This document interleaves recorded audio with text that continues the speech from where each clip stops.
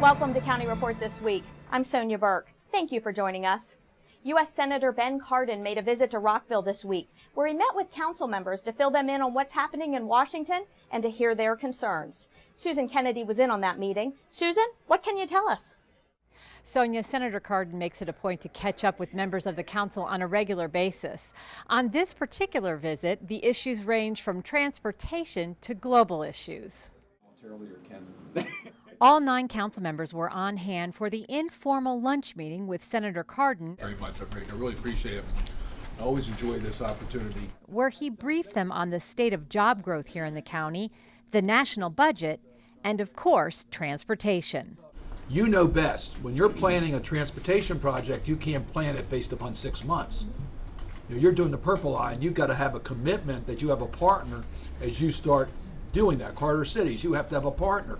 And it can't be a partner for 6 months, it's got to be a partner to get the job done. And that takes multi-year planning.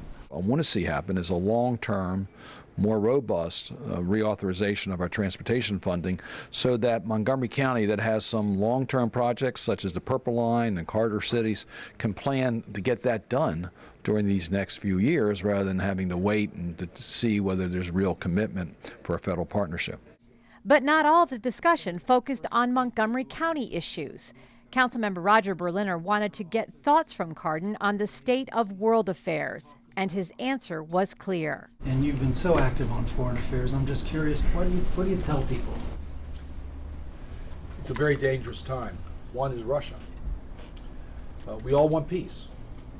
But if Russia can go unchallenged to use its military to change territorial lines in Europe, we're in extreme danger. During the meeting, Councilmember Phil Andrews asked Cardin for his take on the gridlock in Washington. What if you could make any changes that you could make to how Washington works or the things that drive? And what he would do to change that. Doesn't work.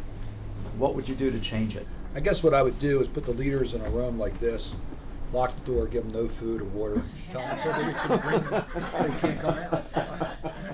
With so many government agencies who call Montgomery County home, Cardin says he understands the importance of the success of the White Oak Plan in securing knowledge-based jobs and opportunities here in the county. It needs a predictable budget.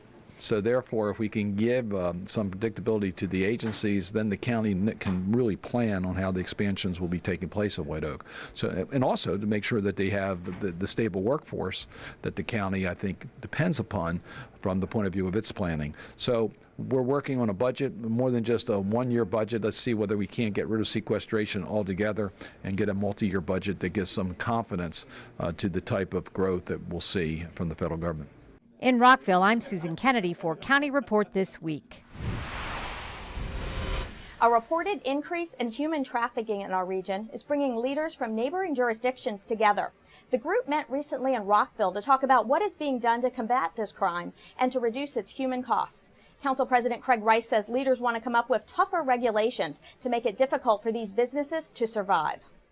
Now they're going into businesses that are hiding as legitimate when in fact they are not, and actually fronts for the same prostitution. The challenge is we've also seen the prostitution ages drop dramatically. We've got boys and girls aged 10, 11, 12 engaged in this that are being trafficked all across the country from major metropolitan area to major metropolitan area. They don't stay in the area for a very long time, but the key is that these businesses that market themselves as legitimate businesses under the names of acupressure and reflexology, which are not regulated by the state, are in fact a lot of times, according to law enforcement, fronts for areas of prostitution. And so it's really important for us as a region to make sure that we're saying that you're not welcome here. We don't want to see the abuse of these young boys and girls, and then also some of our older men and women as well. We don't want to see that here in this Washington metropolitan region. The nation's best youth soccer players are going head-to-head at the U.S. Youth National Championship at the Maryland Soccerplex this week in Boyd's.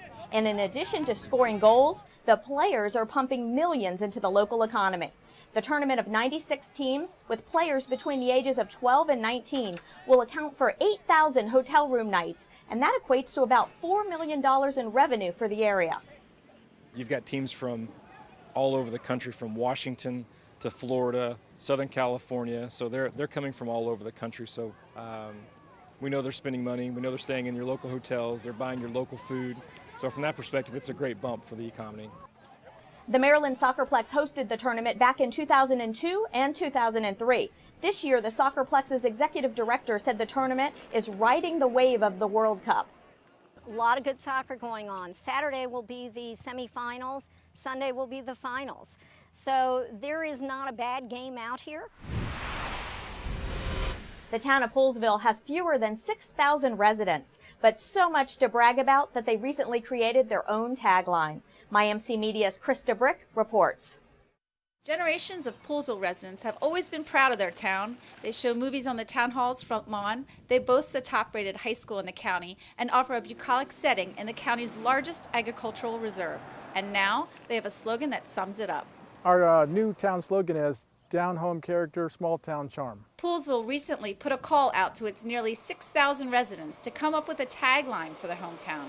10 slogans emerged and 302 residents voted online. We're doing a lot of things right now in the town, economic development, website development, really trying to bolster the things we do in our community events just to get our name recognition out there and to kind of let people know what's going on in Poolesville, because it's really a special place. The town commissioners made the slogan official and hired a marketing firm to help the town show off what makes it unique. One of those things is this huge solar array the town recently installed, the first municipality in the county to have one. More than 4,000 panels power the town's municipal buildings. The slogan is just part of an overall marketing push that we're doing, and part of the reason for the push is that we have a town that we feel like there's a story to be told here. And it's not necessarily that we're looking for residents. We're not just trying to, our town's not going to grow too much beyond the size that it is now. But what we'd like to do is have enough people that come to Poolesville either to live or to visit in order to support the economic growth and the goods and services that our residents want. Town Commissioner Valerie Dickerson grew up here. Her mom owned a bookstore in Poolesville's historic downtown, where Bassett's restaurant is now. She says it's the people who give the town its charm. We want to market the things that we have so that people will come and visit. They'll share in the experience, visit our businesses, and know that they can bring their kids back and come and visit anytime. You can find out about all the events in Poolesville by logging onto the town's website. For County Report This Week, I'm Krista Brick. This week, local officials unveiled a new sign to designate the town of Brookville as part of the Star-Spangled Banner National Historic Trail. Congressman John Sarbanes, State Senator Karen Montgomery, State Delegate Craig Zucker, National Park Service officials, and community members, some in period costumes, took part in the celebration at the Brookville Academy at 5 High Street. I'm extremely excited that the signage is now going in place and that this will be a critical portion of the Star-Spangled Banner National Historic Trail. We're hoping that this interpretive sign, as well as the others that belong to the family, will continue to inform and inspire and to make connections for people for years to come. I approached the National Park Service about adding Brookville to the Star-Spangled Banner National Historic Trail because it's all of the sites in the Chesapeake area that really, where anything important happened during the War of 1812. And they agreed, yes, this was an important event. It's very different from all the other events where, the British Army would raid a town and burn the buildings, or there was a battle. But this was a place which was very different, but it was intimately connected with what was going on in Washington at the time. And this is the place when, after the burning of Washington, the Army instructed the soldiers to get to Baltimore any way they could. And they went in small groups. They came through Brookville, and Brookvillers took care of them. So, it's another connection. The small town of Brookville is now gearing up for its U.S. Capitol for a Day celebration, which will take place on Labor Day weekend. You can find out much more about that event online. When we come back, we'll tell you about a local teen who's being recognized for her quick action. And the city of Rockville celebrates Maddie Stepanek Peace Day. Don't go away. We'll be right back. So, I'm kind of new here, but I've noticed a trend. My human does this funny thing where she goes around and gets all my toys, and then she hides them in that basket by the door. It's like, hello, that's where you put it last time. You were the worst at hide and go seek. At the 66th Annual Montgomery County Agricultural Fair, you can feel country in the air. Experience our thriving agricultural community and enjoy all of your favorite rides and food. Witness the stars of big-time wrestling, WWE legend Mick Foley, the Mighty Midgets, and more. If you've never seen a monster truck perform twin 360 backflips, don't miss this year's fair. Only $10 admission, and kids 11 and under get in free every day. Visit mcagfair.com for more information. Did you know there are more than 10,000 county government phone numbers? But there's only one number you need to remember for non-emergency calls, 311. MC311 is Montgomery County government's online telephone information system. Need information? Have a problem or complaint? Trying to locate a county government facility? Call 311. The call center is open Monday through Friday, 7 a.m. to 7 p.m. The website is available 24 hours a day, 7 days a week. Welcome back to County Report This Week. I'm Sonia Burke. A 13-year-old Montgomery County girl is being recognized for her heroic actions after she saw smoke coming from a neighbor's house in Damascus and alerted her mom to call 911. Her quick actions are credited for saving the life of Quest, a Shiloh shepherd that was inside the burning house. Sadly, another dog inside the house did not make it. She saved the life of Quest, a 4-year-old Shiloh shepherd, and she undoubtedly saved other residences from burning in this devastating fire. The house where the fire occurred also happens to be the home of a Montgomery County police officer who was on duty when the fire call was dispatched. That officer is grateful and proud of her young neighbor's actions. I'm unbelievably proud. I know that there are some other people in my neighborhood who did not call in. I've had one actually approach me and say that he didn't call in because he thought that we would think it was going to be a joke. But the fact that a 13-year-old did it when some adults failed to do it is very impressive. You know, and that, you know, Eva says everybody has it in them. Everybody does have it in them, but not everybody acts upon it. So it really took a lot for her to, you know, rise above and do what we all should be doing, but some of us don't do. So I'm really proud of her from both a police standpoint and just a human being standpoint. The city of Rockville recently proclaimed July 17th to be Matty Stepanek Peace Day. Here's a look at how the community came together to celebrate his life. Like I said, a lot of what we do is free.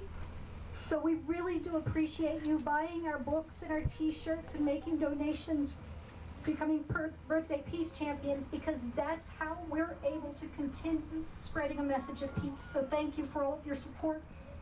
This year we've had 2. The Mayor and Council has declared July 17th to be Matty J.T. Stepanek Peace Day in Rockville. On July 19th, they were at a gathering to celebrate his life at the park named after him. July 17th is Matty's birthday, so it's a great way to honor him and honor his legacy, and it was just terrific. Matty Stepanek, a Rockville resident, championed peace throughout his life. Though he died from complications from a rare form of muscular dystrophy at age 13, his message lives on. It's a message of being open to change, being open to differences, and celebrating those, but treating each other with civility and respect. The event marked what would have been Matty's 24th birthday with the unveiling of a peace pole. And it seems fitting way to honor his life and his vision for the world. His impact extends far beyond Rockville. People from around the world were there to celebrate. I'm from Pakistan, and what brings me here is this peace gathering. It's my first time here, and I wanted to be a part of this amazing Matty's Day. Matty's mother, Jenny Stepanek, says the next step is to make July 17th recognized as Matty Stepanek Peace Day nationwide. The city of Rockville excitedly said we want to take it to another step. In addition to signing the petition, we want to go ahead and declare July 17th Matty Stepanek Peace Day. We want to be role models. Council members Virginia Onley and Julie Polakovich-Carr say that Matty's impact will continue to grow in Rockville. If people are peaceful, it draws you to them.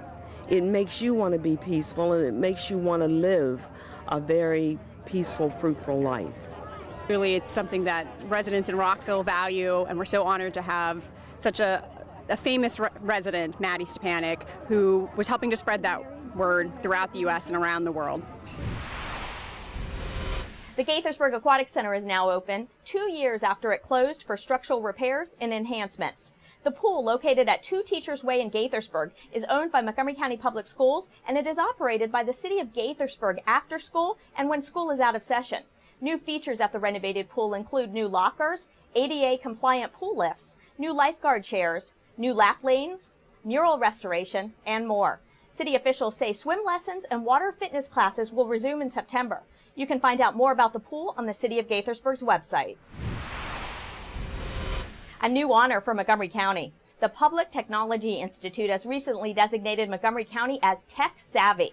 In fact, the county is one of only 4 local governments in the nation and the only county in the state of Maryland to earn such a designation this year.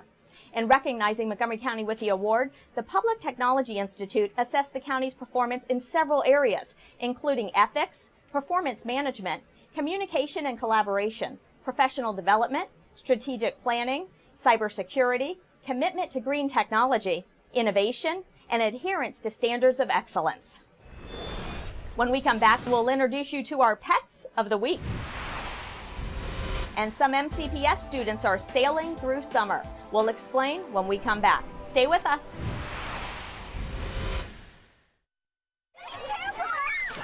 Swimming can be a great way to stay cool and beat the summer heat. Hi, I'm Gabe Albernaz, Director of the Montgomery County Recreation Department, and I'd like to ask you to be our partner in making this a safe summer. Drowning is a leading cause of accidental deaths in children, but drowning can be avoided. By following a few important rules, we can ensure that our children are safe at the pools. Regardless of swimming ability, children should never be unsupervised. Even with lifeguards, there is no substitution for adult supervision. Minimize distractions such as cell phones. Drowning can happen in minutes. If you have to leave the pool for any reason, you need to take your children with you. Inflatable swimming aids such as floaties and noodles are not life safety devices. Do not substitute these for supervision either. By working together, we can make sure we are all safe at the pool this summer.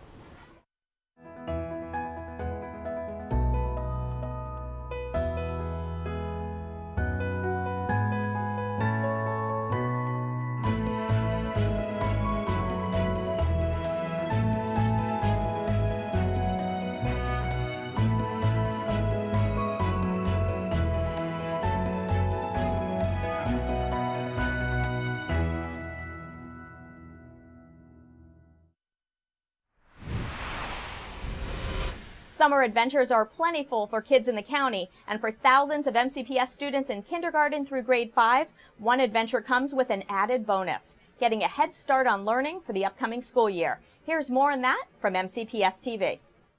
Nearly 4,500 students in grades K through 2 are having fun this summer thanks to the ELO SAIL program. ELO SAIL, which stands for Extended Learning Opportunities, Summer Adventures in Learning, is a free 4-week program for low-income families.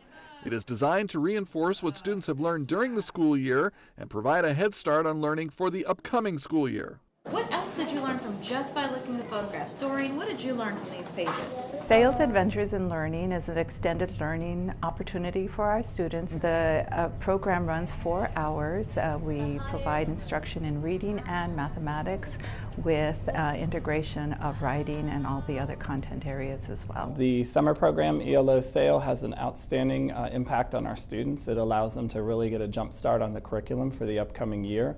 It's an opportunity to preview some of the instruction they'll be receiving during their upcoming school year, as well as really focus on their reading skills and maintaining during the summer their various academics. Our goal is to maintain a positive school environment so our students want to come to school and have fun at school. Hello, who's this new friend? What's your name? ELO SAIL is offered in 26 Title I schools, including Jackson Road Elementary School in Silver Spring, where more than 160 students are registered for the program, which features a 4-hour day of reading, language arts, and mathematics. I find it a wonderful opportunity to get to know the kids early, to kind of prepare yourself what's coming for the fall. not only to prepare them for what they're learning, but for us to learn about the students and help them as best we can. The ELO program focuses on reading and math primarily, with opportunities for writing, for them to practice the skills that they've learned previously and to start getting used to some of the concepts that we talked about, discussed, analyzed in first grade. In addition to instruction, students receive free nutritious meals funded by the federal government. ELO SAIL is helping thousands of MCPS students achieve their goals. I love to go to summer school to read new stories and learn. I love summer school because I love doing writing and math. I love summer school because I can learn and have new friends. It's hard to believe we have just 1 month left before the traditional school year begins. You'll want to mark your calendar for the MCPS Back to School Fair on Saturday, August 23rd at the Carver Educational Services Center in Rockville. An educational program in Montgomery County that is striving to close the achievement gap is gaining traction in the community. Tacoma Park TV has the story. A Montgomery County public school study looks at the educational achievement gap and details how African American and Latino kids fall behind their white counterparts. To adjust this disparity, it would take 20 years. Tacoma Park City Council member Jared Smith says that's a long time to try to fix an academic problem that needs to be addressed now. It's going to provide the free meals. It's going to provide tutoring for kids, so that if there are any areas in school that they need help, we're here to assist them. It's also going to expose them to things that they may not, have ever seen, like being on a college campus. Smith, along with community leaders, launched the first Lunch and Learn program at the Essex House apartment complex in Tacoma Park. Everyone talks about the achievement gap, but Lunch and Learn is actually trying to do something about it. The second annual program launched this year with support from one of Tacoma Park's largest employers, Washington Adventist University. These are the type of collaborations that mean something, and it goes beyond the norm. When you have free lunch for the kids, you have city government coming together, you have county government coming together, you have an academic university saying, okay, we have something to throw in just as well. Washington Adventist University isn't the program's only supporter. Montgomery County Public Schools provides the lunches, with support from nonprofit organizations, community members, and most of all, volunteers. It's a very rewarding situation to help the youth of Maryland or the youth anywhere, and I think more retired people need to volunteer their time to help the youth. Watkins agrees more funding's needed to make this program expand to the kids who need it, and understands funding is tight, but says education is a way to invest in tomorrow's future. For County Report This Week, I'm Tamika Smith. The Arts and Humanities Council of Montgomery County has announced that it is awarding 91 grants totaling more than $3.5 million for arts and humanities programs and activities in our county. These grants support a wide range of cultural activities, including music, dance, theater, visual arts, literary activities, and historical programs. You can find a complete list of the grantees on the Arts and Humanities Council's website. Coming up, we'll show you the sights and sounds of the Rockville Rotary Twilight Run Fest. But first, we'll go back in time to the summer of 1864 for a Civil War moment. Don't go away. County Report This Week is coming right back.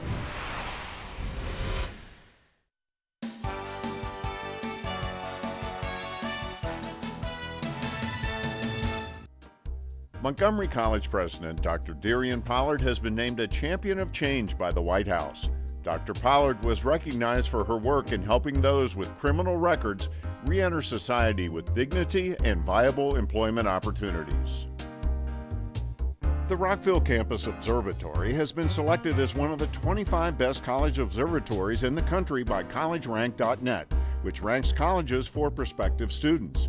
It was chosen for its variety of telescopes and also for being a center of educational activity for students and the community. This fall, MC students can begin earning degrees in 2 programs without ever walking into a classroom. MC will offer fully online degrees in business and information systems. The programs will follow the same curriculum as the traditional programs at the same cost. Welcome back to County Report This Week. I'm Sonia Burke. It's time for another Heritage Montgomery Civil War moment. The story left off with Lincoln's Gettysburg Address in November of 1863. Now we look at events that took place in the summer of 1864. Here's Barbara Grunbaum with more. In July of 1864, the Confederates attempted a dramatic invasion of Washington, D.C. The capital was at its most vulnerable. General Grant had moved south, taking a majority of federal troops with him. Seizing the opportunity, Robert E. Lee dispatched General Jubal Early to attack the city. Their destination was Fort Stevens, just south of the Montgomery County line near Silver Spring. But they made a few stops along the way. On the 9th of July, General Early and 15,000 men clashed with Union General Lew Wallace in the Battle of Monocacy in Frederick County. Greatly outnumbered, Wallace lost the day-long battle, giving the Confederates their only win in the North. Despite that win, the time spent fighting at Monocacy meant Early and his men were delayed for a day, giving the Union time to send reinforcements to Fort Stevens. This encounter later became known as the battle that saved Washington. As they moved on, Early sent Brigadier General John McCausland southward, where his cavalry skirmished with federal troops in Urbana, Durwood, and Cloppers. One of his men is buried here at St. Rose of Lima Catholic Church. Meanwhile, Jubal Early and his men moved southward to Log Town, what we call Gaithersburg today. They camped here on Summit Hill Farm, then owned by John DeSelum, ardent Unionist but also a slave owner. He lived with his sister in the log portion of this home. The DeSelums were forced to entertain the officers, who then took advantage of their hosts. This account, written by DeSelum in 1887, describes how Confederate soldiers destroyed his fences and stole his horses, livestock, equipment, and seed, save for 2 bags of corn. It also tells how the DeSelums managed not to lose everything. 2 armed men came up and said Early had sent them to search the house for concealed arms. I told Sister privately to run to her room and hide under her dress $3,000 in cash and government bonds. They followed and burst into the room, just as she had concealed the money and bonds under her dress without discovering our subterfuge. With a revolver over us, they ransacked the house. For County Report This Week, I'm Barbara Grunbaum. For more on the Civil War in Montgomery County, visit Heritage Montgomery's website. And now let's meet our pets of the week. Here's Catherine from the Humane Society with details.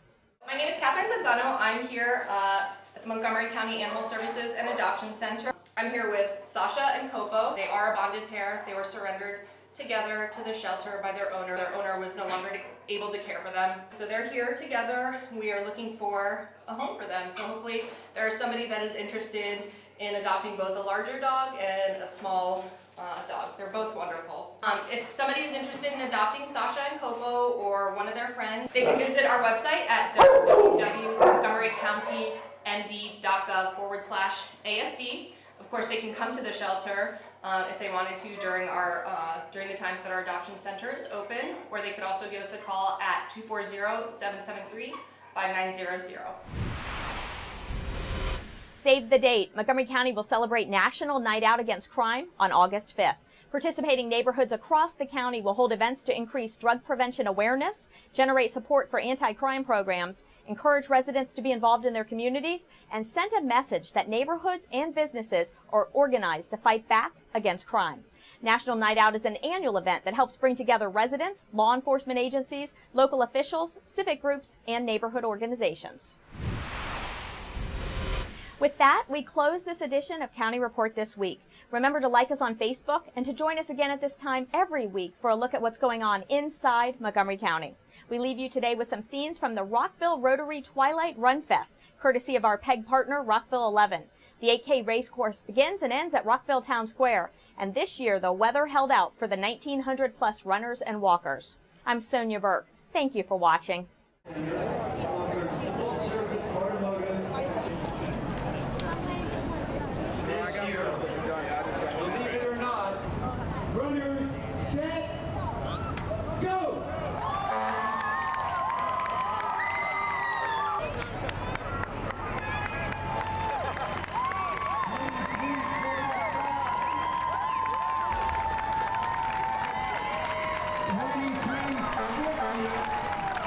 gentlemen,